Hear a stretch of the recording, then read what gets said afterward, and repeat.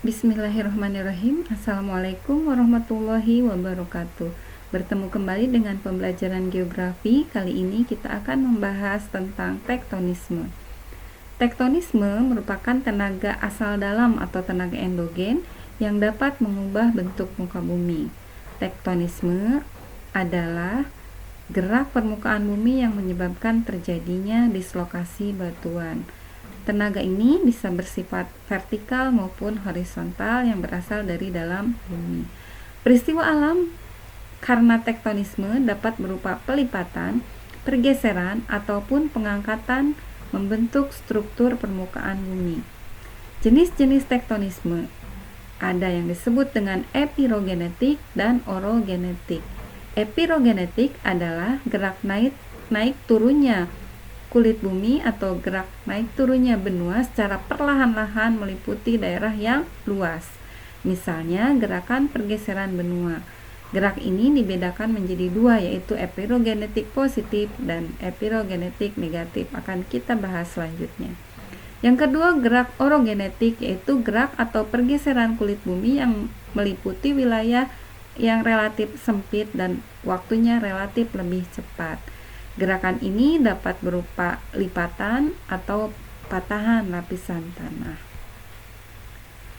Epirogenetik atau epirogenesa bisa dikelompokkan menjadi dua, yaitu tadi sudah dibahas, yaitu epirogenesa positif atau epirogenesis atau epirogenetik positif, yaitu gerak turunnya daratan yang menyebabkan seolah-olah air laut terlihat naik.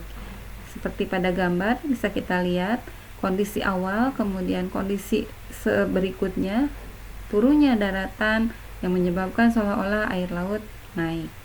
Yang selanjutnya epirogenetik negatif, yaitu gerak naiknya daratan yang menyebabkan seolah-olah air laut turun. Itu yang disebut dengan epirogenetik atau epirogenesa negatif.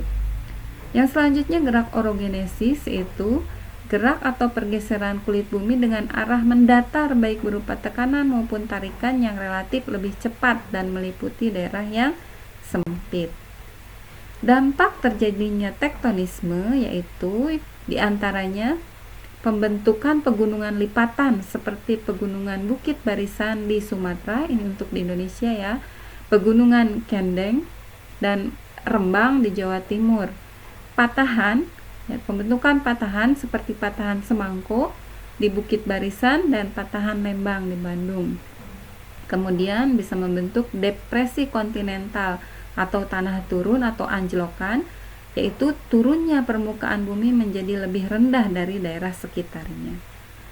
Bisa dilihat pada gambar ini gerak berupa horizontal, berupa tarikan ketika terjadi gerak saling menjauh, ini divergen, lempeng bumi tertarik dua arah, kemudian akan terjadi dislokasi batuan. Bagian permukaan bumi ada yang turun membentuk amblesan yang disebut dengan graben, sementara yang menonjol ini disebutnya horst.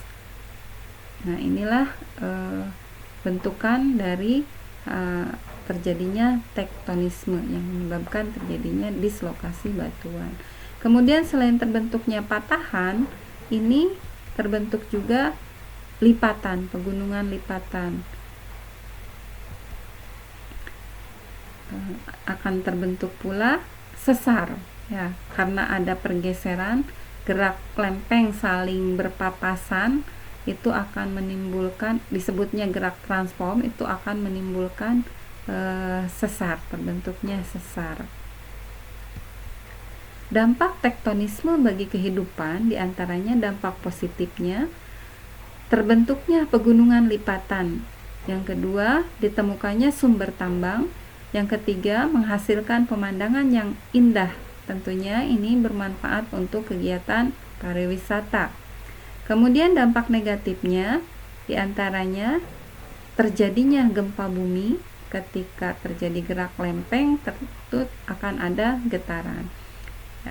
Kita ulangi, dampak negatifnya diantaranya terjadinya gempa bumi, terjadinya erupsi magma atau gunung meletus, kemudian terjadinya pergeseran lempeng, kemudian bisa memicu terjadinya tsunami.